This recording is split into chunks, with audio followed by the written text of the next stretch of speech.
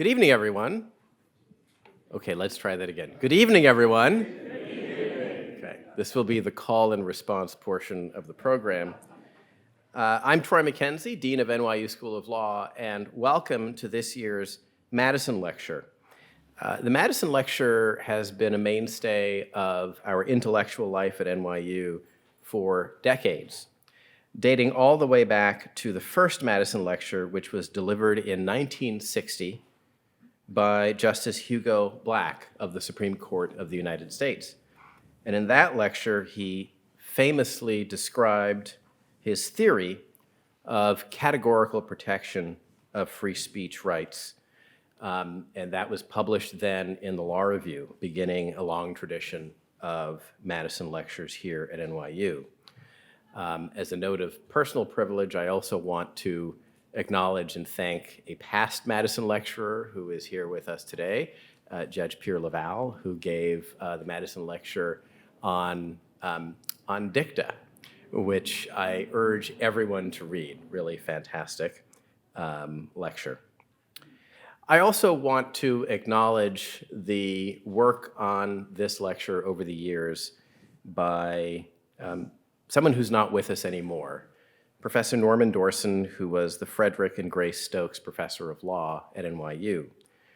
Until his death in 2017, Norman Dorson was the longest-serving member of this faculty and was a transformational figure here at NYU. One of his roles was the director of the Madison Lecture. He had that role from 1977 until his death, and he played a tremendous part in shaping the Madison Lecture as a forum to hear from distinguished federal judges discussing important questions of the day. Our lecturer this evening is Judge Nina Pillard of the U.S. Court of Appeals for the D.C. Circuit. Judge Pillard needs no introduction, but I have to give one anyway. Before joining that court, almost 10 years ago, just shy of 10 years ago, she was a distinguished professor at Georgetown University Law Center, where she taught constitutional law and, close to my heart, civil procedure. She actually continues to teach at Georgetown, where she teaches a seminar related to federal practice. I will not go on at length about her CV. This evening's lecture is Major Questions about the Administrative State. Without any further ado, Judge Nina Pillard.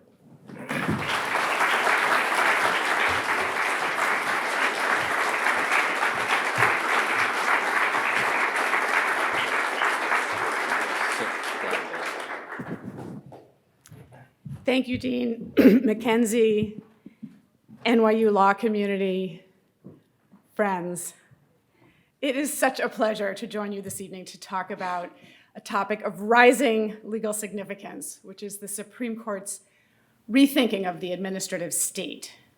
And I'm really particularly gratified to be speaking at this law school, where you have the good sense among the faculty and the good fortune among the student body to have legislation and the regulatory state as part of the first-year curriculum. So the NYU commitment to this subject makes this invitation particularly gratifying to me. The term administrative state may sound dry. It does summon images of obscure bureaucrats pushing papers in vain pursuits. But administrative state is simply the collective shorthand for the entities in the federal government with expertise and regulatory responsibility. It refers to the alphabet soup of agencies that Congress has established and tasked to work on our behalf. They're as well known as the Department of Transportation, the Department of Education, and as obscure as the Office of the Comptroller of the Currency or the Copyright Royalty Board. The agencies are created by Congress, they're placed in the executive branch, and they're accountable to the president. They're there empowered to serve to protect the public.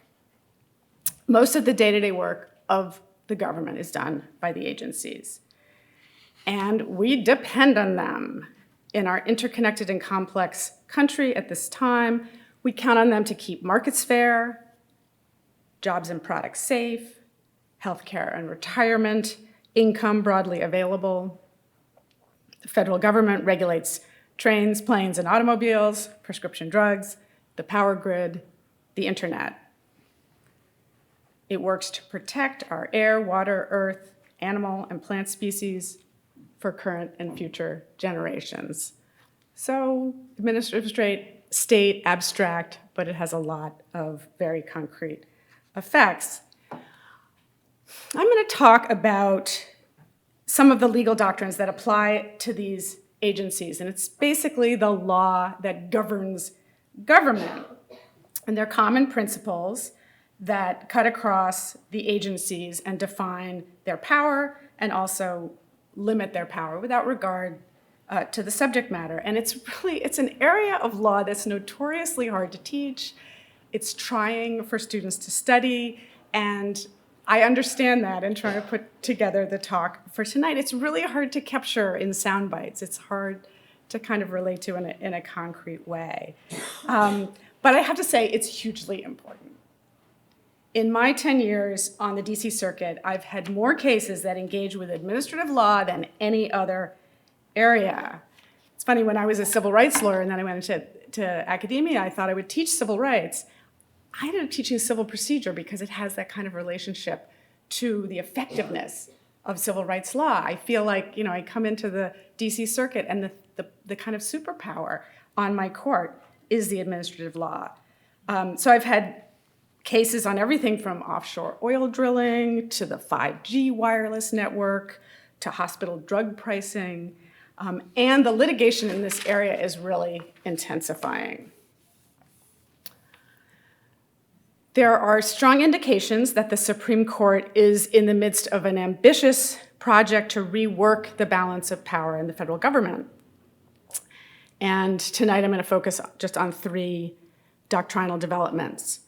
And the first is a growing number of justices calling for an originalist overhaul of the constitutional non-delegation doctrine. Second, a newly minted major questions doctrine. And third, the anticipated revision or overruling of the deference framework that was laid down in 1984 in the Supreme Court's unanimous decision in Chevron versus NRDC. We don't know how this will play out. I'm certainly not offering predictions, but I can say that the challenges that are being raised are a big deal. It's been settled for decades that there's no constitutional bar against Congress delegating power to agencies to regulate. And the law that limits judges from second-guessing or pruning these delegations is also long settled. But the Supreme Court, as I mentioned, seems poised maybe to upend this area, certainly to make some significant changes. And with the major questions doctrine, it already has. The most radical of the proposed doctrinal reversals are sought in the name of the Constitution, and in particular, constitutional originalism. As we all know, the Constitution separates legislative, executive, and judicial powers into the 3 branches, but administrative agencies not only execute the laws, they promulgate regulations, and they often adjudicate complaints. So to the extent that the administrative state combines features of lawmaking, adjudication, and enforcement in one place, it sits uneasily with the framer's separation of powers. The courts have acknowledged and addressed the apparent tension, and so far they haven't understood the character of administrative agencies with these different strands as preventing Congress and the president from using them, from delegating power to administrative agencies to do a large part of the work of governing. The movement to curb agencies' regulatory powers, kind of to upset what I call the conventional position, it's fueled in part by concerns about democratic accountability, pointing at Congress as a democratic branch representative. The position is that agency rulemaking, even under the supervision of an elected president, lacks the broad accountability that laws that are enacted by Congress have.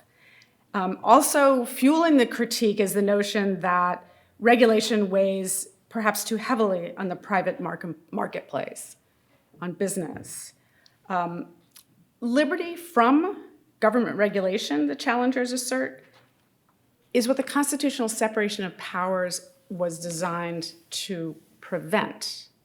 So there's this notion that a strong government is a threat to liberty, and in particular, the separation of powers is there, and the contesting powers to make lawmaking difficult.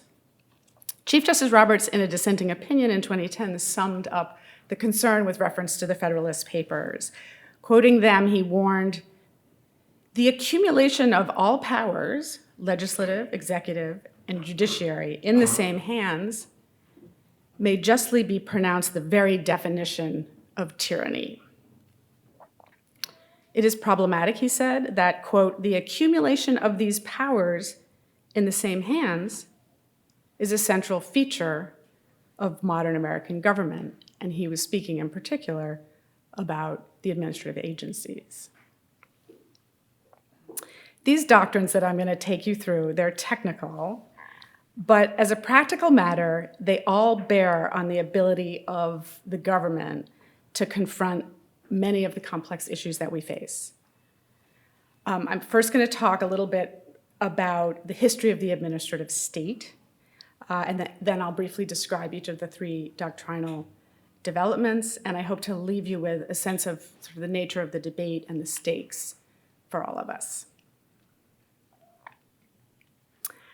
I just want to pause and underscore I am no longer an advocate or an academic, so my conclusions will be those of a judge. The code of conduct to which federal judges are subject encourages us to write, teach, and lecture about the law, but ethical constraints bar judges from saying or doing anything that might reflect adversely on the judge's impartiality. So I can't comment on particular cases that might come before me or come back to me. I can only speak to the broader doctrinal questions. I have to laugh because when I was a law professor, when judges came to speak on campus, I used to discourage my busy students from going to the lectures because I said, judges aren't in a position to tell you anything juicy. You kind of think they're going to come and like spill the beans and tell you all the gossip, but they don't, and that is for good reason. But here I am, and I'm really delighted that you showed up. And I hope that you're going to bear with me when the only juice that I have to offer is review of these legal developments of what I think may be underappreciated significance. But just going back and thinking about where the administrative state fits in the constitutional plan, it's worth recalling what the world was like in 1789 when the Constitution was written. The people that the Constitution referred to, not all of us, were mostly rural farmers.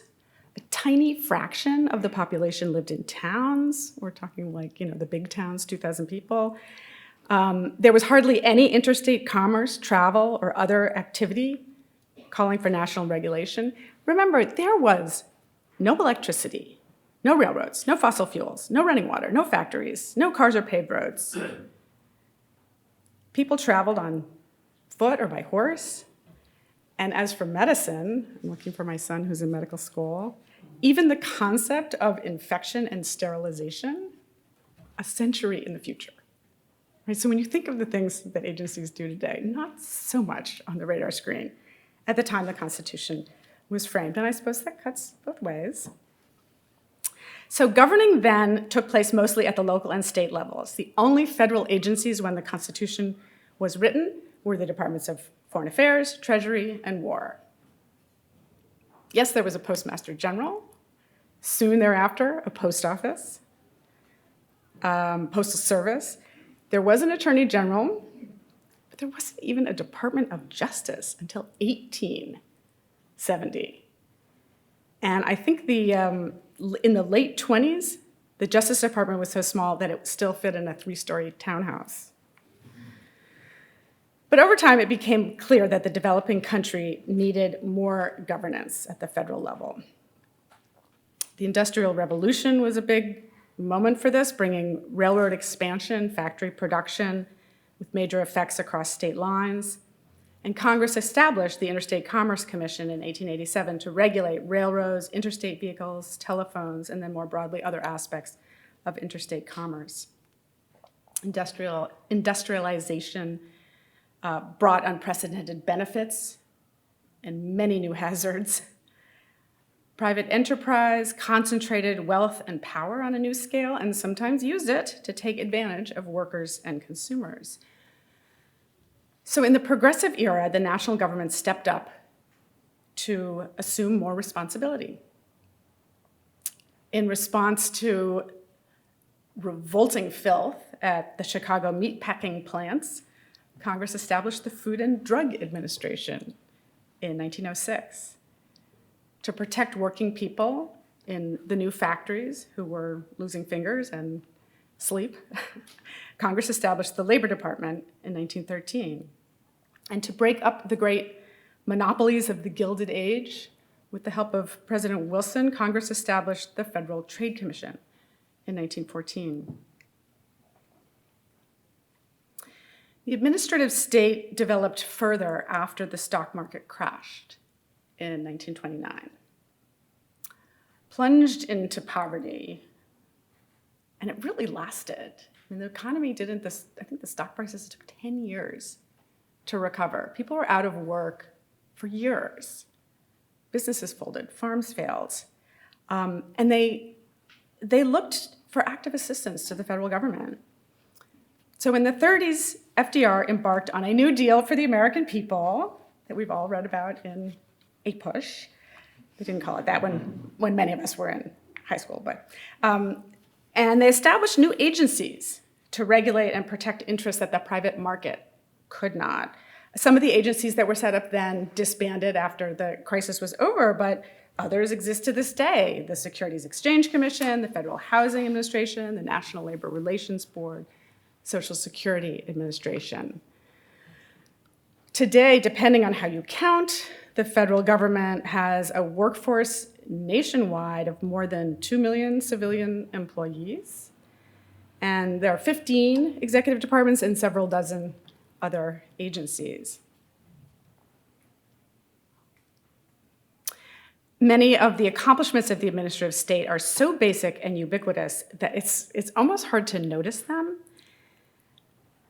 The federal government supervises the building and maintenance of the world's most extensive public highway system, a competitive airline industry, a rail system that could be updated. It regulates limited radio spectrum to ensure affordable and broadly available television, radio, and internet. We had a case about smart transit. You know, how much of the internet spectrum is going to go for those cars that we're going to have that are going to drive themselves? That actually has to be allocated. The federal government also provides baseline health protections for the elderly, poor, people with disabilities. National public health policy has eradicated diseases like polio, measles, malaria. And in 1970, President Nixon worked with the Congress to establish the Environmental Protection Agency. And federal regulation started working to reverse what were really devastating levels of pollution and put in place defenses for clean air, water, soil, responsible storage of solid waste and hazardous waste. And it's really worked. Preparing for this lecture, I was reflecting on when I was a child, the United States was in palpable ways dirtier than it is today. You could smell and see your car's exhaust. Urban air was gray with particulate matter and chock full of lead and other pollutants. And there was even a block away from my house, there was a smoldering open dump in Cambridge, Massachusetts. Like, innards of broken refrigerators and weird fluorescent puddles. And we would just go and play around and see what stuff we could find and, dig in the dump. And oh my God. And the rivers were so full of chemical contaminants, and this was actually one of the events that triggered the creation of the Environmental Protection Agency. There was a river in Cleveland, Ohio, that spontaneously burst into flames. So EPA has been working for you. It's really incredible to look back and realize some of these hugely important things that the administrative state has done. So with that backdrop, let me turn to the three doctrines that I've chosen to talk about. And of the three of these sort of potentially seismic developments that I'm highlighting, the one that reaches most deeply into the foundation of the administrative state is the movement to strengthen the non-delegation doctrine. This doctrine has the longest pedigree, and the other two kind of relate to it, so it makes sense to start here. The non-delegation doctrine aims to make sure that the democratically elected Congress does the job that the Constitution assigns to it. And it's in particular the Constitution's legislative vesting clause. In Article 1, Section 1, it says, all legislative powers herein granted shall be vested in a Congress of the United States. All legislative powers shall be vested. Because all of the legislative power the Constitution gives to the federal government is put with Congress, no other branch should be legislating. So the question that's really at the heart of the debates over the non-delegation doctrine is this. When Congress makes a law and directs an agency in the executive branch to carry it out, including by making rules that we in the public have to comply with, is the agency's rulemaking consistent with the vesting clause or not? Is it taking some of that all legislative power that was supposed to be in Congress and putting it in the agency? The conventional answer is no, it's not a problem. The new originalist answer is it is a problem. On the side of not a problem, Congress did the legislating to bring the agency into existence, and in broad strokes, to tell it what to do. So the Congress is not impermissibly giving up its power to the agency, and the agency is not impermissibly taking lawmaking power onto itself. On the other side, legislative power is the power to make substantive rules that apply to private conduct. Without a lot more specific legislative guidance, when Congress broadly authorizes agencies to make rules, it's unconstitutionally delegating to the agency some of the work of legislating. For pretty much the entire history of the United States, the legislative vesting clause has been read in that first way, approving of Congress empowering agencies to make substantive rules pursuant to broad delegations of authority. So in other words, it's a non-delegation doctrine, but it's more pro-delegation than anti. As early as 1825, the Supreme Court, under Chief Justice John Marshall, held that it was enough that Congress set a general provision and left the agency delegatee to fill up the details. In 1928, the court under Chief Justice Taft unanimously rejected a non-delegation challenge to a law that allowed the president, not the legislature, to set import duties. And the court acknowledged this tension. Yes, the court said, in a sense, recalibrating import duties is, quote, exercising legislative power. But the court said the law was okay, quote, because the power has already been exercised legislatively by the body vested with that power under the Constitution. And the court stressed in this 1928 case, as a practical matter, it's simply not realistic to rely on Congress to follow these import prices and make all the timely changes that would need to be made for the tariff to be effective. So the delegation standard that the court announced in that case 96 years ago, is the one that the courts use today. And the court said, so long as Congress shall lay down by legislative act an intelligible principle to which the person or body authorized is directed to conform, such legislative action is not a forbidden delegation of legislative power. The courts have read that intelligible principle requirement for the most part as not very hard to meet. In fact, there are only 2 cases in the history of the Constitution in which the Supreme Court has invalidated an act of Congress under the non-delegation doctrine, and both were decided in the same year, in 1935.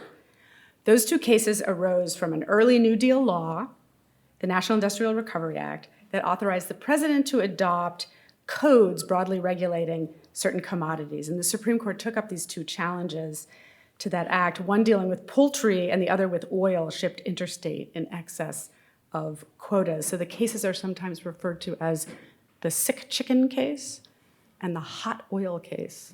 I remember in law school, I was like, why was the oil hot? And it just means like illegal, like hot goods, you know? Anyway, so the court used the legislative vesting clause to strike down the National Industrial Recovery Act, saying if this statute were held valid, it would be idle to pretend that anything would be left of the limitations upon the power of the Congress to delegate its lawmaking function. 1935, the non-delegation doctrine's one good year. It has by now had 234 bad years. With its moment of glory behind it, the non-delegation doctrine has gone back to behaving like a pro-delegation doctrine. And some of the broad statutory authorizations of agencies that the Supreme Court has upheld include laws authorizing the Federal Communications Commission and the Securities and Exchange Commission to regulate in the public interest. Laws authoring agencies like the Federal Energy Regulatory Commission to set just and reasonable rates. And law empowering the Environmental Protection Agency to, quote, issue whatever air quality standards are requisite to protect the public health. So you're the agency, you get that mandate, go regulate air pollution in a manner requisite to protect the public health. You know you have a lot of rules to write. So authorizations like those, written in broad terms, empower agencies to promulgate the rules that they need to meet the stated objectives, and courts routinely scrutinize them for consistency with the authorizing statute, for their factual support, and coherence. Broad and general as those delegations are, the Supreme Court has never held that they violate, those that I mentioned, that they violate the constitutional non-delegation doctrine. We only have the 2, the sick chicken and the hot oil invalidation cases.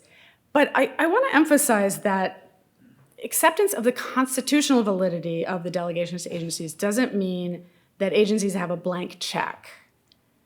In 1946, Congress enacted the Administrative Procedure Act, which ensures that agency action is subject to judicial review and public accountability. So they're making all those rules, but they have the Administrative Procedure Act hanging over them. The act requires that agencies make their rules with real-world factual support, detailed legal reasoning, on a record available to the public, and agencies have to accept comments from the public and respond to them in a reasoned way. In fact, a good deal of the work of our office is reading the proposed rules and the public comments on them and the agency's detailed responses.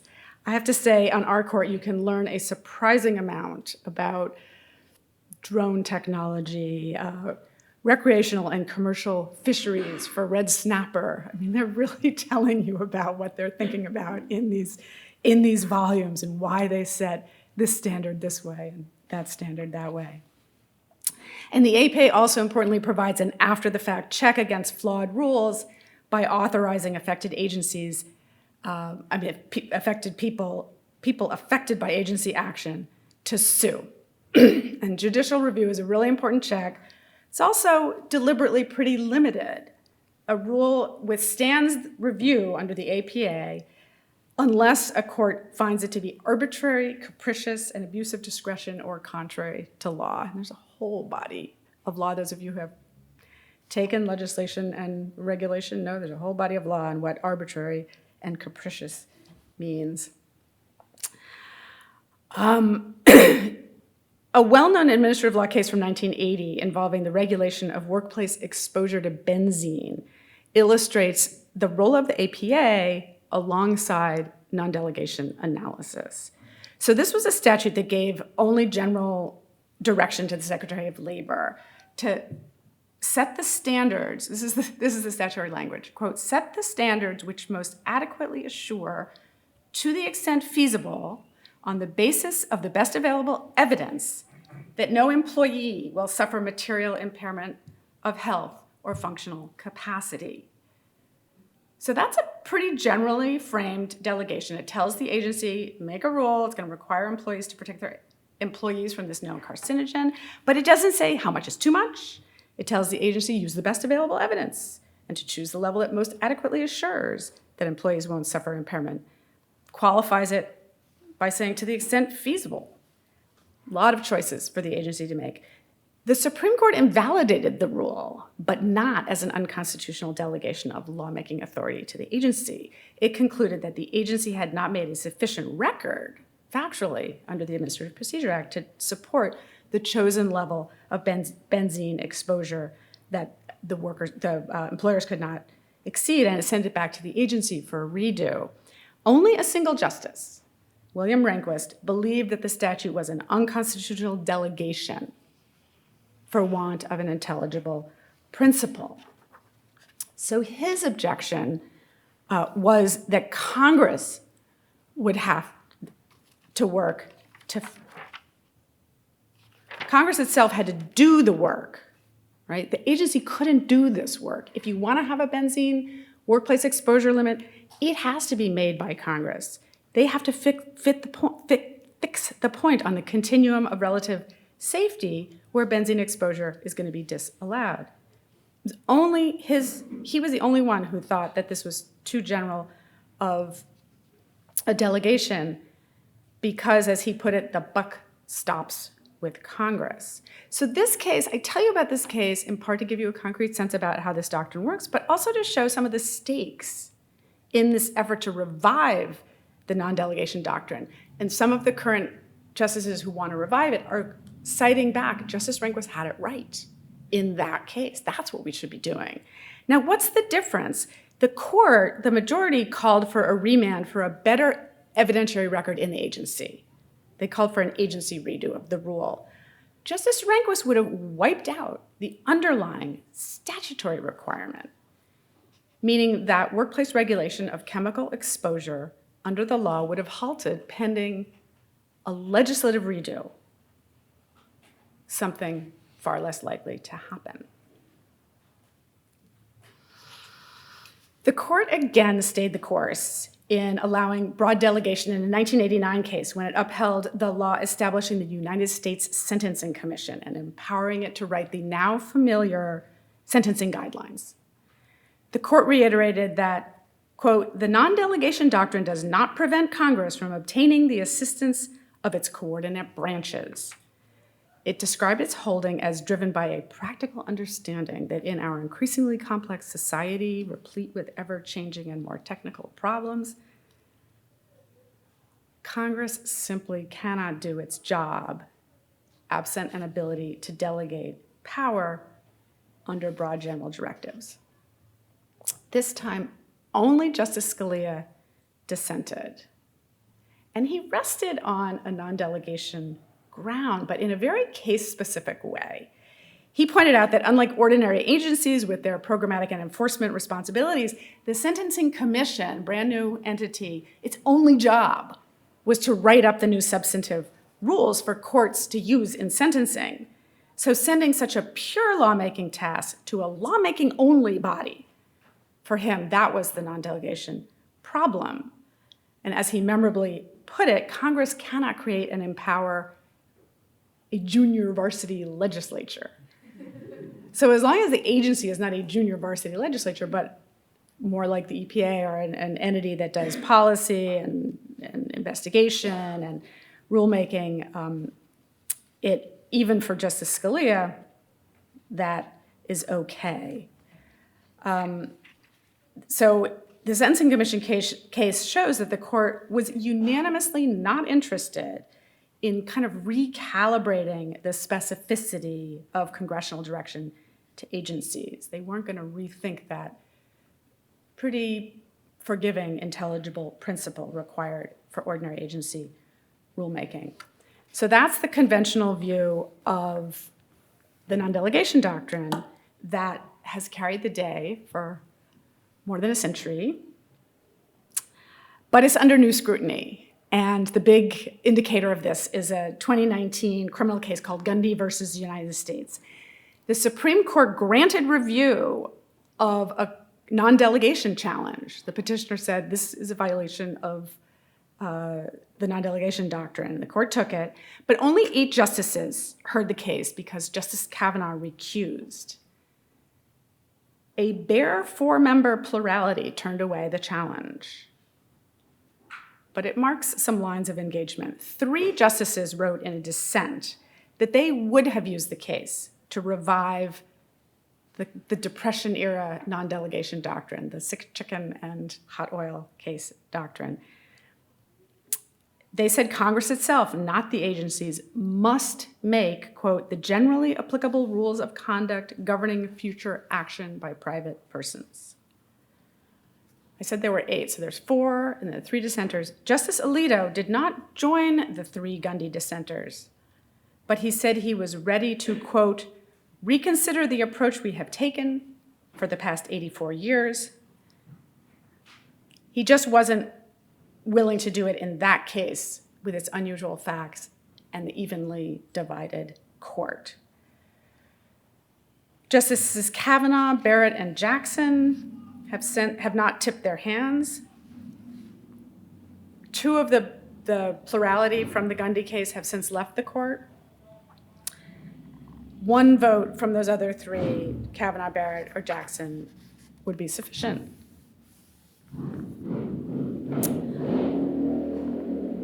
So the Gundy plurality upheld the statute under the conventional view of the non-delegation doctrine, but the plurality opinion by Justice Kagan warned that if the statute before it violated the non-delegation doctrine, as the dissenters claimed it did, quote, then most of government is unconstitutional. Court hasn't done this. It hasn't reinvigorated the non-delegation doctrine, and we don't really have clear indication of how far it will go if it does. It's difficult to tell from Justice Gorsuch's opinion in Gundy what kinds of limited delegations might survive. Justice Thomas, for his part, said in an earlier case that he would bar any entity other than Congress from enacting legally binding rules governing private conduct, and he reads the Constitution to bar Congress from empowering agencies to venture anywhere, quote, beyond the safe realm of factual investigation. On that view, Justice Kagan's warning really is no overstatement. Well, whatever the fate of the non-delegation doctrine itself, the same concerns animate the major questions doctrine, the second doctrine of this trio. Under the major questions doctrine, the Supreme Court invalidates certain rules, those raising major questions, if they don't have unusually clear congressional authorization. As the court put it, we expect Congress to speak clearly when authorizing an agency to exercise powers of vast economic and political significance. So this is kind of non-delegation light. The court uses it to carve out agency programs of major economic and political significance from otherwise valid delegations and interpretive methods. Under the major questions doctrine, ordinary delegation does not survive, and a clear legislative statement is required. Supreme Court first used its major questions doctrine in a handful of cases. It's also abstract, but what does it do? handful of cases. It invalidated a Food and Drug Administration rule regulating cigarettes as a drug. It invalidated an earlier EPA rule regulating greenhouse gas emissions from large stationary sources and facilities that emit them. It invalidated a rule interpreting the Affordable Care Act to authorize federal subsidies to people who purchase insurance on federal as well as state exchanges. Big invalidations of important programs. But it wasn't until 2021 that the court started deploying a much more potent and consequential version of the major questions doctrine. Under the more potent version, rules dealing with major questions have a presumption of invalidity, and they're allowed to stand only if Congress has clearly authorized the kind of choice that the agency made. And the first use of this full force major questions doctrine was in West Virginia versus EPA. That was a case that came from my court, and my colleague, Judge Patricia Millett, and I jointly wrote the opinion the court reversed. But no hard feelings. We upheld the Environmental Protection Agency rule under the Clean Air Act. The statute had required the EPA to set a benchmark for state regulation of greenhouse gas emissions and this rule dealt with the power generators that power the electrical grid. So there's plants out there that are putting the power on the grid, and so when you plug something in, you don't have to have a furnace right nearby, you just get it off the grid. So it's regulating the power sources that are already attached to the grid, existing sources. And the Clean Air Act says that the EPA sets the benchmark by modeling what would be the best system of emission reduction. That's the statutory phrase, the best system of emission reduction. EPA, have at it. Come up with the level that would be produced by the best system of emission reduction. And in considering what's the best system, using only what's attainable with existing sources, this is separate from obligations to improve what powers things. Using only those existing sources, looking at what's attainable, EPA looked system-wide and it said, the best system of emission reduction would draw first from cleaner power sources, wind, solar, hydroelectric, that don't emit any carbon dioxide at all. Next, natural gas plants, which emit half as much as coal, and only last rely on coal, which emits the most carbon dioxide. And the point is that we're not always running the grid at full force. So if whoever's back in the rank, the last to come on, it's going to be used less. Whereas if coal is first in line, it's always being used. So EPA realizes we can have some big savings this way. Supreme Court reversed, invoking its newly boosted major questions doctrine. It didn't question that EPA had the authority, indeed it had the obligation to benchmark carbon dioxide emissions levels for generators on the grid, but they said that this rule was invalid because it couldn't point to clear congressional authorization for the particular method that it chose in calculating the level that would be produced by the best system of emission reduction. And in just the past 2 years, in addition to West Virginia versus EPA, the court has used the major questions doctrine to strike down other important rules. An Occupational Safety and Health Administration rule requiring large employers to enforce a vaccine mandate or require employees to wear masks and test for COVID. A Centers for Disease Control rule that paused home evictions during COVID if tenants, upon eviction, were likely to move to high transmission congregate settings. And most recently, President Biden's use of statutory emergency powers to waive or modify education loan terms that he wanted to use to forgive student loan debt. The first two of those cases were decided on the court's shadow docket, so they didn't have full briefing and argument. So in each case, the text of the statute was reasonably read by the agency to authorize the rule, but the court said, that's the way we usually do things. If it's reasonably read by the agency, courts don't get into it. But here, given how costly and controversial these initiatives were, the court said that's where the major questions doctrine applies. The argument against the major questions doctrine has been powerfully made by Justice Kagan in dissents in the EPA and student loan cases. She called it a get-out-of-textualism-free card and a way to negate broad delegations Congress has approved because they will have significant regulatory impacts. The rule allows a court that professes to be textualist to avoid textualist reasoning by deeming an initiative a major question. It's a little problematic for lower courts so far because we don't have very clear guidance about what makes a question major in ways that are easy to understand and apply. And a partner that I know in a major law firm in DC said that now all her clients are coming in and saying, I have a major question. And it was so interesting to do that because we're seeing it in the briefing. Everyone's coming in and saying, like, this is a major question, this is a major question. So we'll get practice at doing this.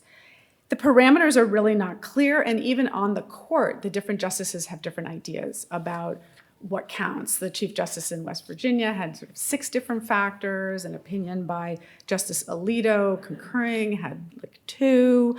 Justice Barrett recently offered her own description in response to the accusation that is non-textualist, where she said that it's a tool for discerning, not departing from the statutory text's most natural interpretation, which I have to say is music to a judge's ears because we're far more accustomed to textualist methods of interpretation than assessing in some more free-form way what might be an especially major question.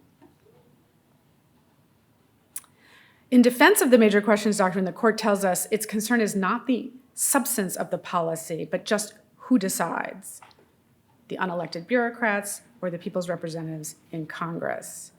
And I emphasize that makes it far less ambitious than Justice Gorsuch's or Justice Thomas's revised non-delegation doctrine, which within its scope deprives Congress of the power to delegate at all, period.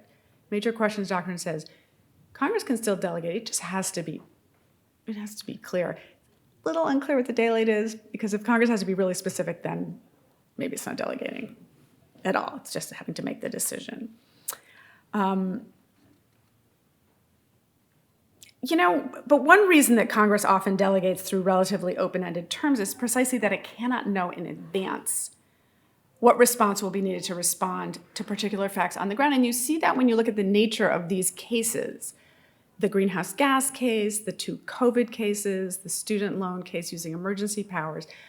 The Congress that enacted those powers and gave the agency the open-ended authority was thinking, things are going to come up, agencies that we're not specifically thinking about, but we're going to give you these general powers so you'll be ready. So that's part of the dynamic that is, in place, but that the major questions doctrine and the non-delegation revival would change. Agencies may not always be nimble, but they're certainly more nimble than Congress. As Justice Kagan put it, the major questions doctrine, quote, prevents Congress from doing its policymaking job the way it thinks best. And, you think about what the Marshall and Taft courts said long ago, that Congress lacks the capacity to make all the decisions itself. So the choice in practical terms is not really about who the decision maker is. In some cases, it's between agency action or no action at all. All right. Class, you've been very patient. On to the efforts to reject the Chevron framework. This term, the Supreme Court has agreed to decide whether to reject the Chevron deference doctrine altogether or cut it back in some way. And it has 2 cases before it. Timely enough, on Friday, just in time for you to come and learn about this, the Supreme Court granted a second case. So the first case is Loper Bright Enterprise versus Raimondo from my court, and as of last Friday from the First Circuit, Relentless versus Department of Commerce.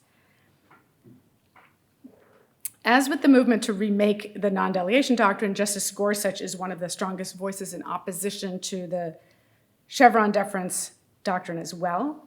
And I think it was an issue in his confirmation. It was a matter of questioning in his confirmation hearings. In a 2016 concurring opinion when he was on the 10th Circuit, he complained that Chevron, quote, permits bureaucracies to swallow huge amounts of core judicial and legislative power and concentrate federal power in a way that seems more than a little difficult to square with the Constitution of the framers' design. He suggested then that maybe the time has come to face the behemoth. And the court this term has taken up the question. You could get the impression from current debates that there's a right-left split on the scope of the administrative state. But it wasn't always so.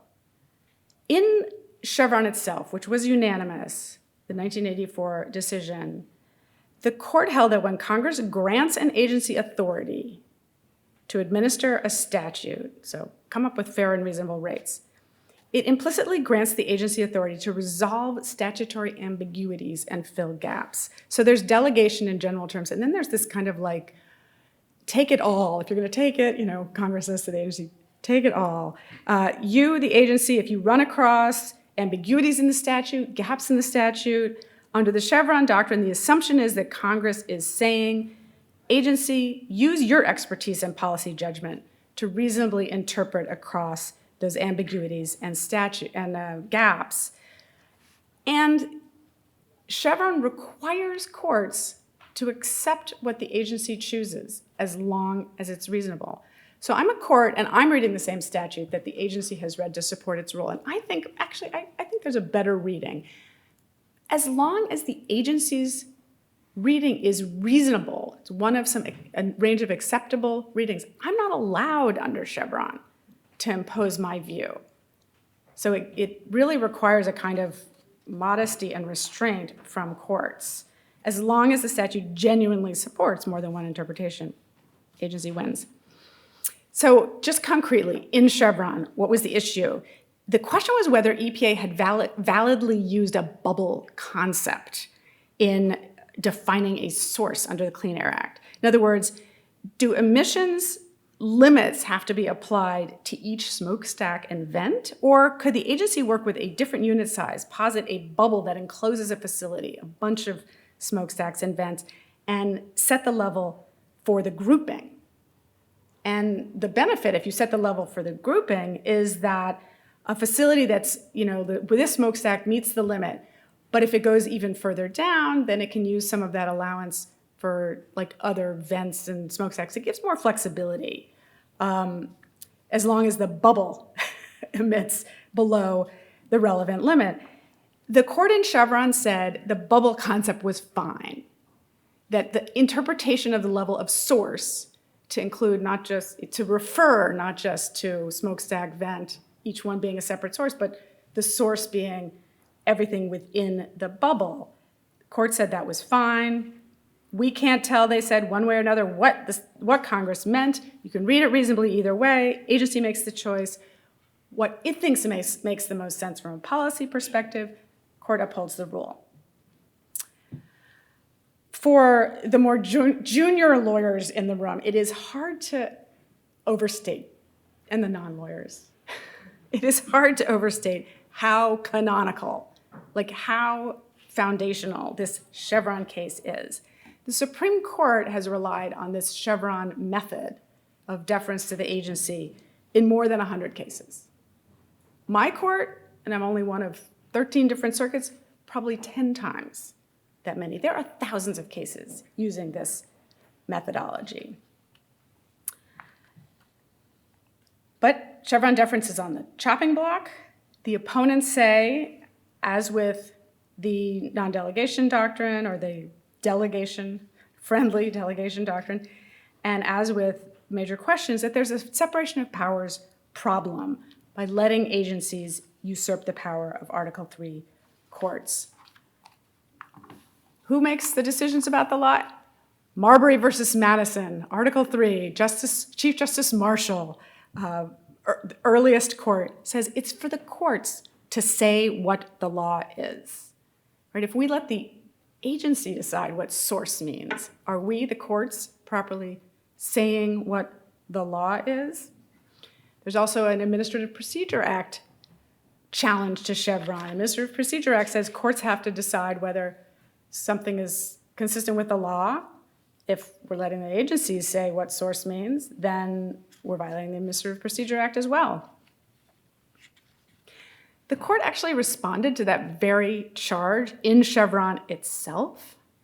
It explained agencies are the intended delegatees of the enacting Congress, empowered by the legislation to elaborate and codify by rule the statute's public goals. So because Congress permissively delegated that interpretive or gap-filling authority to the agency's reasonable interpretation of an ambiguous statute is the law. We accept that. We are doing law under Chevron. We're deciding what the law is when we say the agency's view is reasonable.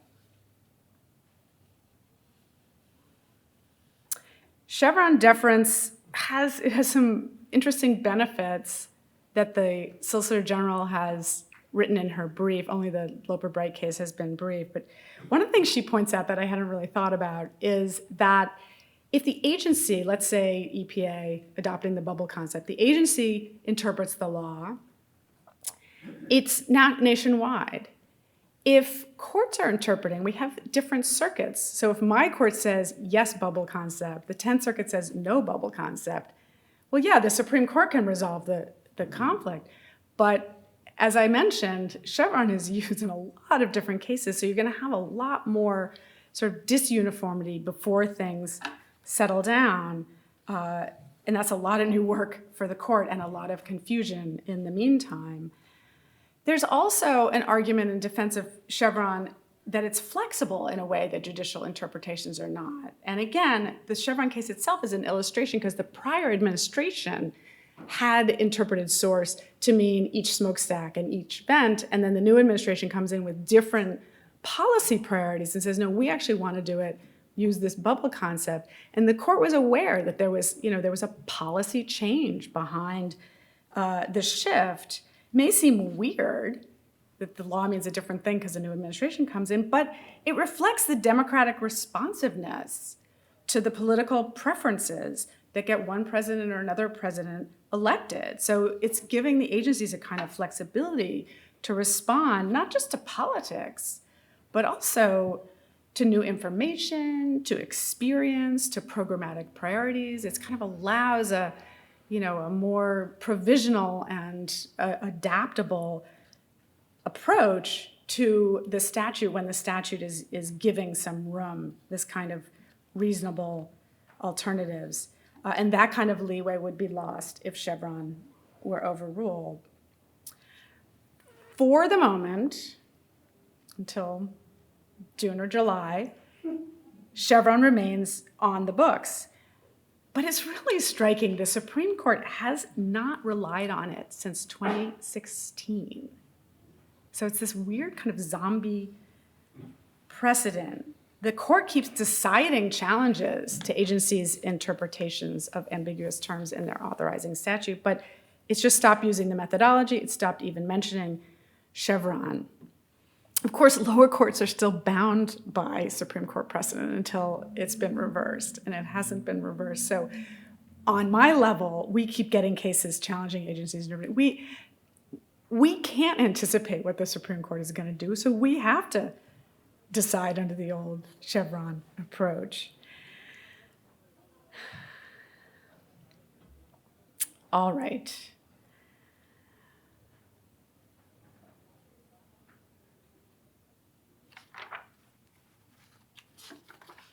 I want to conclude by briefly just sort of summarizing the three broad arguments that have been made for reigning in the administrative state in these different ways, and restating also the conventional view to the contrary.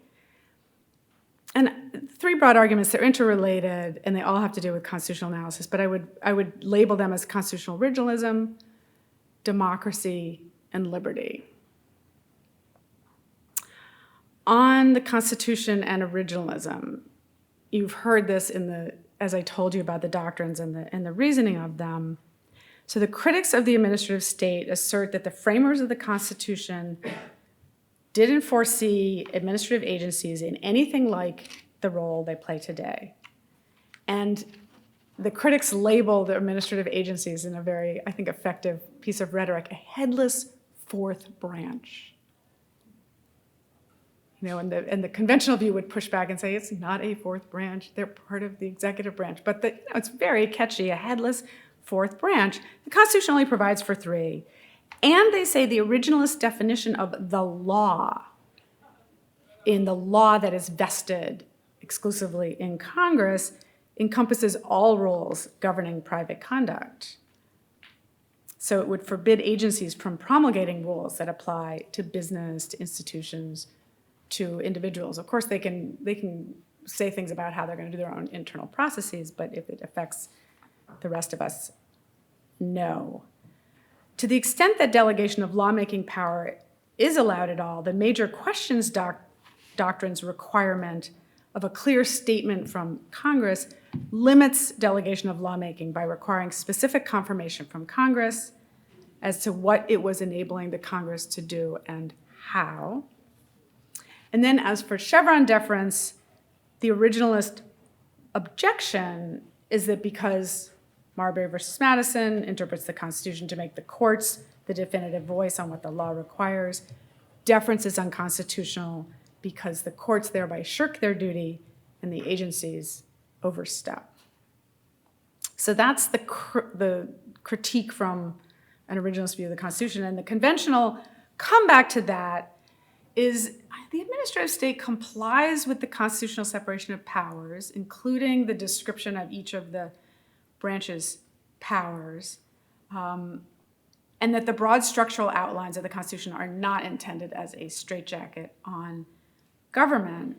There was, in fact, an original expectation that there would be executive officers and departments, and they've appropriately, says the conventional view, they've appropriately and inevitably evolved and expanded over the centuries.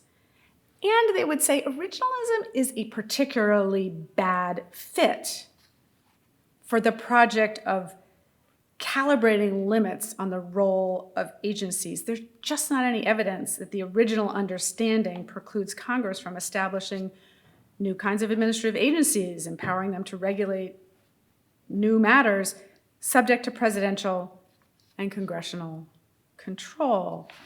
And some support for that from the Constitution is the necessary and proper clause of Article 1 and the broad executive power under Article 2, which suggests that the framers were leaving open such possibilities. A second, just sort of summing up, a second body of arguments on the administrative state, reining it in or leaving the conventional configuration. The second concern is with accountability and democratic responsiveness. The concern here is that important policy decisions in our constitutional democracy have to be made by Congress. When we rely on agency rulemaking, that lets Congress just avoid that, kick the can down the road, and leave unpopular choices to be made by others. So cutting back the administrative state would be beneficial to democracy in this view because it would force Congress to make the hard decisions itself. And it acknowledges there are going to be fewer decisions. If Congress can't or doesn't act, the view is that the relevant conduct should be left unregulated by the federal government. The conventional response to that is the administrative state is democratically accountable. The agencies are in the executive branch under the control of a democratically elected president. Voters want action from their government. Congress acts to advance the interests of the electorate by creating administrative agencies, charging them to develop and apply expertise to further the ends that Congress broadly identifies. Even putting aside the challenges posed by today's partisan divide in Congress, at the best of times, Congress is not on its own equipped to legislate all these complex rules needed to protect the public on many fronts. Finally, liberty. Critics of the administrative state maintain that the separation of powers, the legislative vesting clause, and judicial supremacy are necessary bulwarks of liberty against tyranny. The Constitution very deliberately made it hard for Congress to legislate because the framers knew law is the greatest threat to liberty. They reject the notion that the separation of powers accommodates the practical need for a more actively functioning federal government. Less government, more liberty. Defenders of the administrative state argue that our liberty also requires government protection of the common good. This appreciation of the role of government in securing the liberty of the people was powerfully brought home during the Great Depression.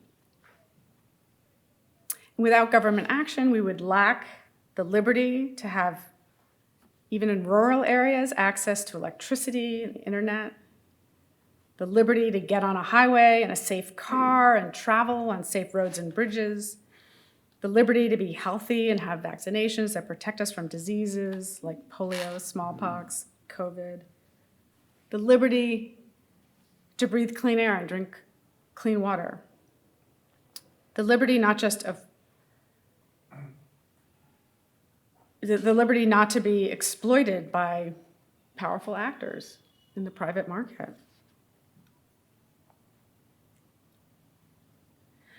I want to end by reference to something that many of us may be thinking about and link it to tonight's topic, and that is climate change. As we've seen, the administrative state grew in large part in order to deal with broad-based needs and problems that required governmental action, issues that implicated the economy, public health, energy, and the like. The administrative state grew up in response to threats that could not be micromanaged by Congress. They could not be resolved in any systematic way by presidential edict. They could not be left purely to the private sector. We know the administrative state can be bureaucratic. There is such a thing as red tape. Everybody's probably had a frustrating encounter with bureaucracy. But we need it. In climate change, we face an existential threat. It comes in a form far more daunting than the market crash of 1929. It is the ultimate collective action problem. At stake is the common good writ large. We need a public response. Scientists, leaders in industry, government, academia, international bodies like the UN regularly tell us that time is running out. Yet at the very moment that we need government to respond effectively, to preserve the liberty of our children and grandchildren and great-grandchildren, our best shot at responding is under attack.